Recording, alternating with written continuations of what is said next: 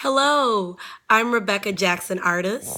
I am I guess you could call me an actor, a writer, a comedian, a mom, a wife, a daughter, a cousin, and also I'm a certified lactation specialist and a doula in training. So I've been doing this birth work for about 7 years now, and I love every moment of it. And Queen Birth asked me to do a video highlighting some of the important things that I feel are associated with breastfeeding. And I'm so excited to do this for Queen Birth. So this is what I'm going to suggest. So I picked 6 points that I feel need to be highlighted when being a breastfeeding mom. The first point is number one, make the decision to breastfeed and be firm with your decision. There are a lot of women I talk to and help, and they start off when they're pregnant saying, I might, I maybe, I hope to breastfeed. You know, those words are very powerful, and I'm one to really, really, really stand firm that words are powerful. Being a formula fed child into adulthood, all I saw was formula. And luckily, I was just placed divinely in situations in my undergrad years that I had people who promoted breastfeeding, who advocated for breastfeeding. And I saw it on television through, back in the day, the old school TLC birth shows, not the modern ones now that show, that everything dealing with femininity is scary. But I'm talking about the old school ones that empowered women. And I made a firm decision that I was going to do two things. I was going to have a home birth and I was going to breastfeed exclusively. And there was no doubt in my mind. There was no adjustment in my mind. That was it, and that's what it was going to be. So that's the first one. Make that firm decision. The second one is stay positive. Now we have to, please, we have to make sure that our words are positive, that we say affirmations. I am an endless stream. I am enough. I trust my body with ease and joy to know exactly how to provide optimal healing, health, and joy to my child, as well as replenish me. And so that's very important, that I'm not ever going to say I'm not enough or something's wrong with me. Words are powerful. Stay positive and just know that the more you're positive, you're going to surround yourself with positive people. And a very important point 3 is take a breastfeeding class. That is very, very, very important. And I want to emphasize that. Please take a breastfeeding class and really do your best in avoid the hospital breastfeeding classes. Unless you heard that lactation consultant, IBCLC, is more of a well-rounded, holistic person offering that class. But definitely take one of your local breastfeeding classes. Go to a peer counselor. A lot of times WIC, and you'd be surprised, WICs have very, very awesome, amazing breastfeeding classes. And for those who don't know WIC stands for Women, Infants, and Children. But definitely find that holistic person in your neighborhood and get who is a lactation specialist, lactation consultant, or IBCLC, or whatever you want to call it, breastfeeding peer counselor, and get that class from that person. And I know some people, like me, offer classes one-on-one online for a very small fee. It's only $50. So it's well worth it. 4, surround yourself with successful breastfeeding moms. That's very important. Anytime, I tell a lot of women, my comparison is when you start a business, are you going to ask how to start a successful business by people who have failed over and over and over and over again? You might want to know, what happened. But really the people you really want to be your mentor, really the people that you really want to go to and ask questions and get the know-how are from people who have done it and done it successfully.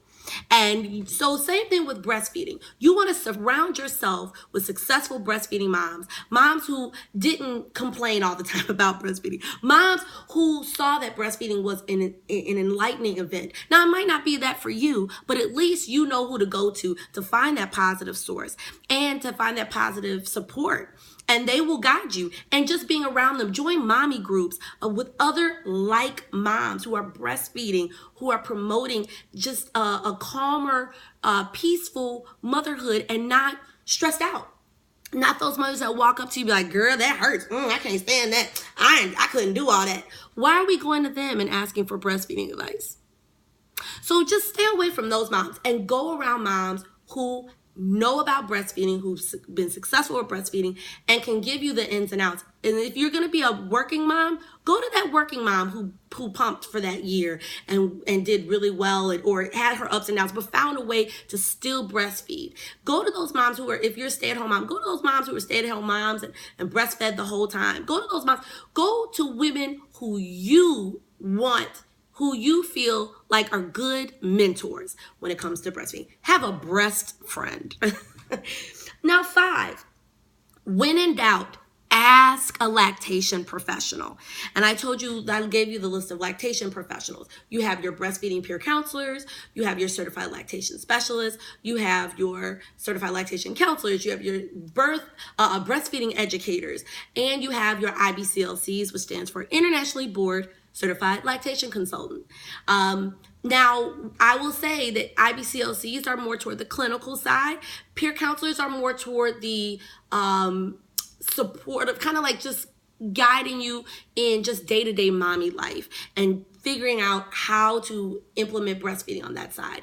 They're more of the holding hands, like I can do this and we can do this together kind of people. So you find your breastfeeding professional, your lactation professional, and call and ask. Don't ever feel like you can't ask or call. And there are a lot of lactation professionals that get paid and you don't have to pay them. Again, for those people in the U.S., go to WIC. There are WICs that have breastfeeding peer counselors that are ready to answer your questions. And ask.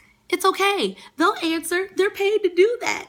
And those who do charge, a lot of times we will work with you. We will. So if you can't pay now, maybe you can pay later, or maybe we can adjust the fee. So please never, ever hesitate, because like a professor told me once in college, if you don't ask, the answer is always no. So they're there. Use the numbers, call. And last, number 6, trust your body. This is very important. Trust your baby, trust your body. Know that you have been made to not only give birth to this baby, but you have been made to feed this baby. And when you have to understand, and I tell women this all the time, that did you think about how to make a nervous system? Did you think about how to make a liver and a spleen? Did you think about how to make a brain? A brain. You made a brain. Can you believe that?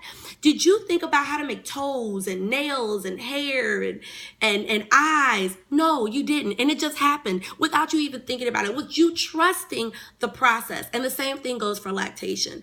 Trust, and milk is so much easier to make than a brain. So trust the process. Relax and know that your body will take care of you and your baby. Lower those stress levels. Just put good music on, dance, wrap your baby up and dance together. Do lots of skin to skin, because know that you are divinely created to do this. You can do this, and you are enough, and you are an endless stream. And when you trust the process will embrace you and propel you forward to success. I know this, and I know you know this. So there you go, everybody. Those are my 6 important points to lactation. And I just wish everyone just abundance of blessings and success. And I am so proud of each and every one of you. And I'm so happy that you are doing everything you can to the best and fullest to be a mom. And know that we're in this together. You are not alone, and you are fully supported. Peace, blessings, love, and light, sisters. Nurse on, mamas. Hotep.